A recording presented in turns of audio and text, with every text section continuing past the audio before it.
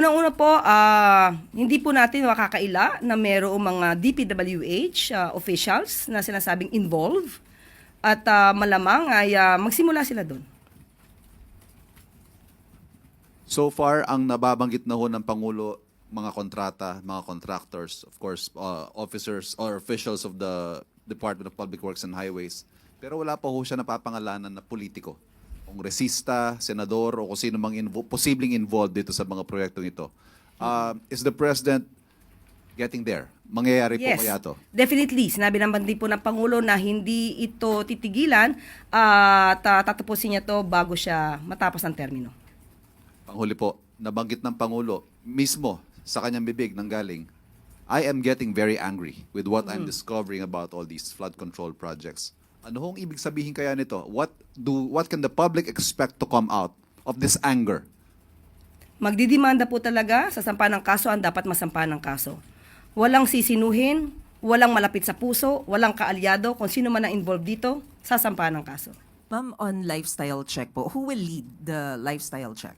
Sa bawat ahensya, meron naman po na pwedeng magkaroon ng lifestyle check. Ang ombudsman pwedeng mag-initiate, ang BIR pwedeng mag-inspect, magkaroon ng lifestyle check. Sa bawat ahensya na may sakop sa kanya, DPWH, pwede rin po. So yun po, kung sino po yung may ahensya na dapat magkaroon ng pag-lifestyle check, gawin po nila. Although magsisimula po sa DPWH, pero will this cover all departments po under executive? Lahat na may involved patungkol muna sa flood control projects na maanomalya. Salamat po. Thank you. One last follow-up, Alexis Romero.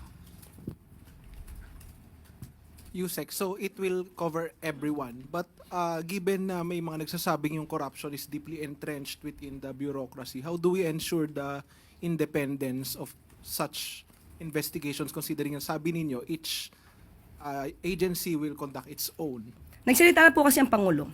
So dapat ang bawat ahensya ay tumupad sa kanilang tungkulin. Asahan po natin dapat at bigyan po din natin sila ng karampatang tiwala. At kapag pinakita din tayong anomalya sa kanilang pag-iimbestiga, magiging questionable rin po ang kanilang pagtatrabaho at malamang masama rin sila sa pag-iimbestiga. So you can guarantee that this will be independent and it will not be partisan? Definitely.